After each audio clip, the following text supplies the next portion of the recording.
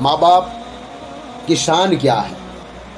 آپ جن کو گالیاں دے رہے ہو، جن کو برا بھلا کہہ رہے ہو نا، ان کی شان کیا ہے. اب میں آپ کو بتاتا ہوں ان کی شان کیا ہے.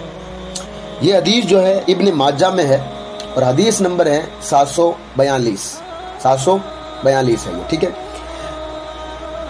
آقا فرماتے ہیں، اللہ کے رسول صلی اللہ تعالیٰ علیہ وآلہ وسلم فرماتے ہیں کہ 3 دعائیں ایسی ہیں کہ جن کی قبولیت میں کوئی شک ہی نہیں ہے. یعنی 3 لوگ ایسے ہیں جب وہ ہاتھ اٹھاتے ہیں دعاؤں کے لیے تو ان کی دعا کبھی بھی رد ہوتی نہیں ہے، ان کی دعا قبول ہی ہوتی ہے.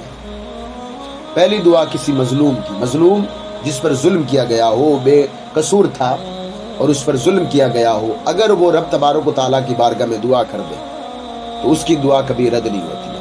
نمبر 2 پہ وہ ماں باپ جو کہ اپنی اولاد کے حق میں دعا کرے.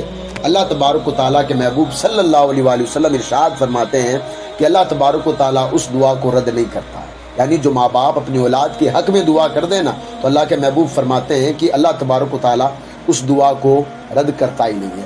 تیسرا آدمی وہ جو کہ مسافر ہو، اگر وہ دعا کر دے نا تو اللہ تبارک و تعالیٰ اس کی دعا کو بھی رد نہیں کرتا. میں انشاءاللہ تبارک و تعالیٰ مظلوم اور مسافر پر انشاءاللہ کبھی اور بات کروں گا. تو یہاں پر کہنے کا مطلب یہ ہے کہ جو ماں باپ کی جو دعا ہے نا وہ کبھی بھی رد نہیں ہوتی، جو اپنے اولاد کے حق میں جب کوئی باپ یا ماں دعا کرتی ہے. اور اسی طرح کی ابن ماجہ میں حدیث پاک موجود ہے.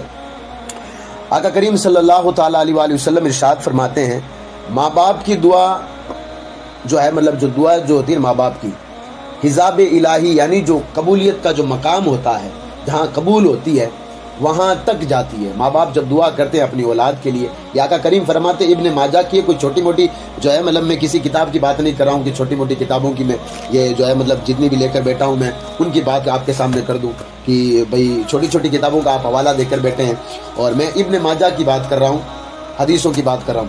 تو آقا کریم صلی اللہ علیہ وآلہ وسلم ارشاد فرماتے ہیں کہ جو ہے مطلب ماں باپ کی جو دعا ہے جو ہوتی ہے نا وہ حجاب الہی یعنی جو قبولیت کا جو مقام ہوتا ہے نا وہاں تک پہنچتی ہے، اور جب وہاں تک پہنچتی ہے نا تو بغیر قبول ہوئے واپس نہیں آتی. یہ بات یاد رکھنا. ٹھیک ہے.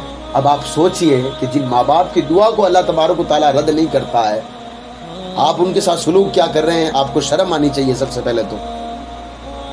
اب اس کے بعد میں آتے ہیں، ماں کا مرتبہ تو ایک الگ چیز ہے. میں آپ کو ماں کی بہن کا مرتبہ بتا رہا ہوں، اور یہ جو ہے مطلب آپ ترمذی میں جا کر کے 1987 نمبر حدیث ہے ترمذی میں، آپ جا کر سنت ترمذی میں حدیث جا کر پڑھ لیں.